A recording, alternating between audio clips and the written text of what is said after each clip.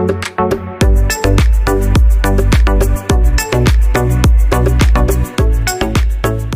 dari The Stars Beauty Skin.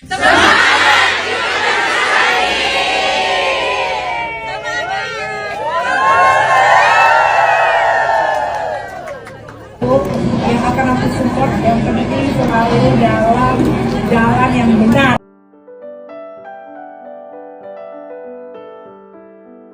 We love you, Amin Nikita. Pendukung Nikita Mirzani ya. Mbak Dian Saraswati, salah satu owner skincare yang didukung oleh Nikita Mirzani tanpa mengharapkan imbalan apapun. Ini penggemar semua dari Manado saya. Oh ya, Nikita dalam keadaan sehat walafiat. Kemarin saya Alhamdulillah, bertemu ya di tahanan, tapi dia semangat. Dia yakin bahwa dia tidak melakukan tindak pidana pemerasan. Terlalu kecil lah uang segitu buat Ya, dia. kita semua yakin, Pak. Terlalu kecil uang 4 miliar kalau dia harus mengorbankan reputasinya dengan persoalan tindak pidana pemerasan. Yang jelas kita tunggu tanggal 24 adalah pembacaan dakwaan dan kita lihat apakah pemerasan itu masih ada atau tidak di dalam pembacaan dakwaan tersebut. Siap, Pak. Kita ketemu Siap, tanggal Pak. 24 ya. Siap, Oke. Pak. Jadi sidang gugatan wan prestasi antara Nikita Mirzani dan Reza Gladys tanggal 18 Juni tadi itu tidak dihadiri oleh kedua belah pihak. Tapi penasihat hukum dari Nikita Mirzani mengatakan dipastikan tanggal 1 Juli 2025 Nikita Mirzani pasti hadir. Nah, kita lihat apakah Reza Gladys juga ikut hadir. Tapi ada pendapat yang dikatakan penasihat hukum Reza Gladys lebih baik dicabut aja gugatannya karena tidak bisa menghadirkan prinsipal. Artinya maksudnya itu kok nggak bisa, kok you menggugat tapi you nggak bisa hadirkan prinsipal, gimana caranya begitu, mending dicabut aja gugatannya. Nah, tanggal 1 Juli ini nanti kita lihat bagaimana tatap mata antara Nikita Mirzani dan Reza Gladys di satu ruangan yang akan dimediasi kedua belah pihak. Ya, harapannya orang-orang katanya berdamai. Yang namanya mediasi itu kan goalsnya adalah didamaikan. Nanti kalian lihat, makanya tetap kalian pantau. Ini sidang semakin seru dan ini sidang akan semakin menegangkan untuk seluruh pihak siapakah yang memenangkan persidangan ini. Terima kasih. Guys, kalian ngerasa nggak sih pengacara dari DRG itu nggak konsisten kalau ngomong? Kemarin waktu NM yang dilaporin, dia ngomong gini, ya udah kita percayakan aja sama proses hukum di negara ini, kita percayakan aja sama prosesnya. Nah, sekarang giliran DRG, klien dia yang dilaporin, sepertinya diduga dia nggak percaya sama proses hukum. Iya, jadi klien kami itu ada di mobil. Kita ngelarang dia turun. Kalau NM sama IM hadir, ya klien kami juga hadir. Masa klien kami ngomong sama tembok? Duh, gimana sih? Percayakan aja sama proses hukum. Gimana ini? Aduh.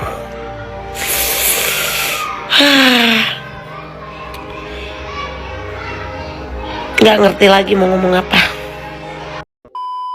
Kemarin sidang mediasi antara Nikita Mirzani dan Dr. Reza Gladys digelar. Menariknya keduanya sama-sama tidak hadir. Nikita Mirzani ya jelas ya masih di rutan Pondok Bambu. Kalau Reza Gladys mungkin biar fair kali ya, biar nggak kelihatan Nikita aja yang takut. Maksudnya biar nggak kelihatan Nikita aja yang absen. Atau mungkin masih mantau di parkiran ya kayak minggu lalu. Siapa tahu kan. Yang pasti mediasi akan dilanjutkan pada tanggal 1 Juli 2025, mempertemukan para prinsipal langsung. Tapi sebelum itu kita dapat cuplikan dua kubu kuasa hukum yang cukup menarik. Satu hal yang terpenting, tanggal 24 itu kunci dari masalah ini. Ada tidaknya tindak pidana pemerasan tanggal 24 nanti akan terungkap. Oke? Selama ini saya sudah nyatakan tidak pernah ada tindak pidana pemerasan. Semua akan terungkap, terbukti pada saat proses pembacaan dakwaan tanggal 24. Oke? Itu yang paling penting.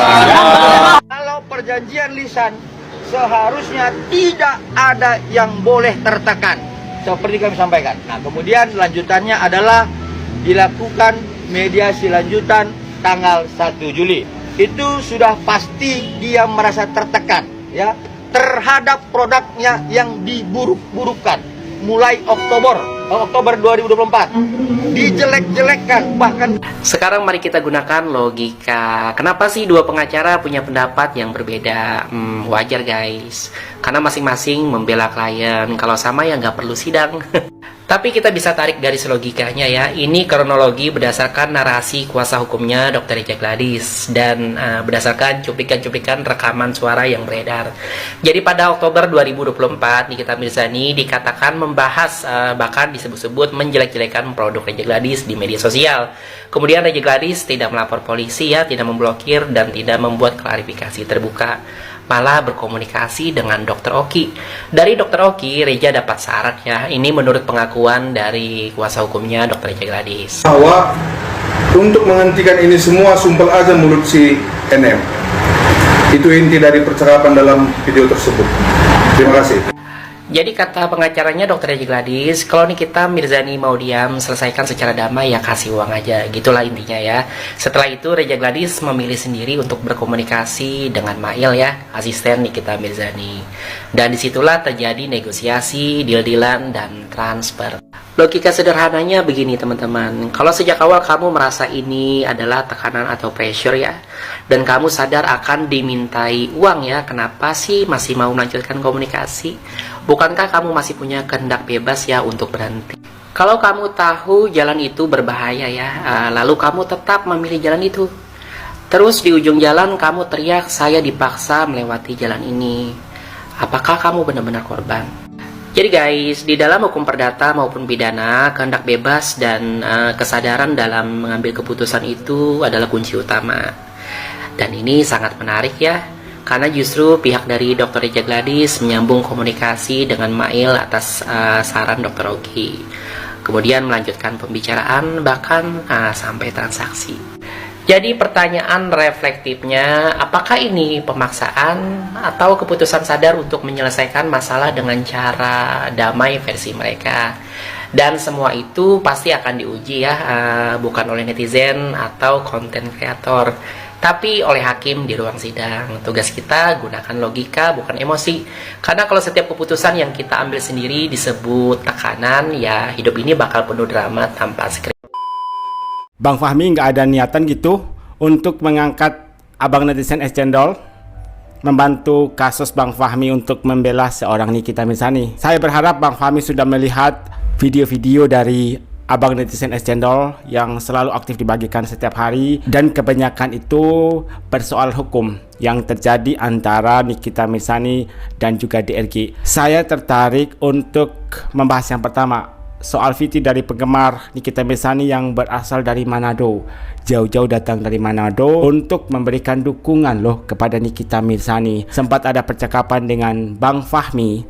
Di situ Bang Fahmi dengan tegas mengatakan bahwa tidak ada niat dari Nikita Mirzani untuk melakukan pemerasan, karena dia tahu konsekuensi hukumnya kalau melakukan tindakan pemerasan itu seperti apa. Dan seperti yang kita lihat mengenai sosok Nikita Mirzani, dia ini wanita yang smart. Menurut saya dia wanita yang smart, dalam artian Nikita ini tidak akan mengambil suatu tindakan yang mengakibatkan penderitaan di kemudian hari. Tidak ada niat sedikit pun dari Nikita Mirzani untuk melakukan pemerasan. Uang 4 miliar bagi Nikita itu kecil. Percaya atau tidak percaya, berdasarkan beberapa sumber yang saya dapatkan, setiap hari itu Nikita Mirzani bisa menghasilkan uang 1 miliar rupiah dari berbagai macam income, endorse, bisnis, dan sebagainya.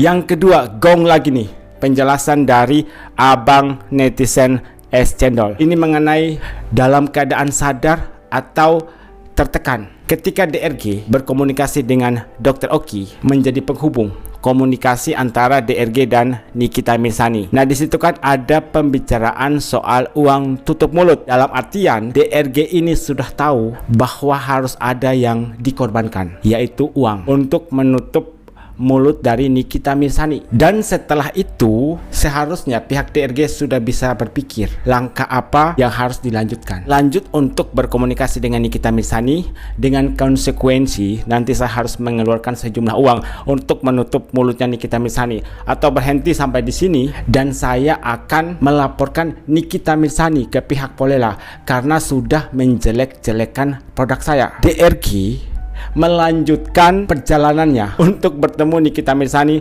lewat Mail dan terjadilah percakapan di situ. Kalian juga pasti sudah nonton rekaman full percakapan antara DRG dan juga Mail. Di video yang saya bagikan tadi soal pernyataan dari Bunda Paulina dalam hal kesepakatan jumlah uang yang harus dibayar oleh DRG kepada Nikita Mirzani yang awalnya 5 miliar kemudian berkurang menjadi 4 miliar. Nah, di situ ada yang namanya kesepakatan. Pengacara sama klien banyak berasumsi kalau merasa ditekan atau diintimidasi, kenapa nggak menghadiri mediasi kalau merasa benar. DRG berarti mengikuti saran dari Dr. O. Betul, beliau mengikuti saran dari Dr. Oki. Kan ada orang tutup mulutnya pakai duit, dan DRG sudah mendengar hal itu. Ada konsekuensi yang terjadi di sini, yaitu DRG harus mengeluarkan uang untuk diserahkan kepada Nikita Mirzani. Terus pemerasannya di mana? Ataukah uang tutup mulut? Dilanjutkan oleh abang netizen es cendol. Setelah berkomunikasi dengan Dr. Oki, di situ ada peluang untuk berhenti atau lanjut seperti yang saya katakan tadi.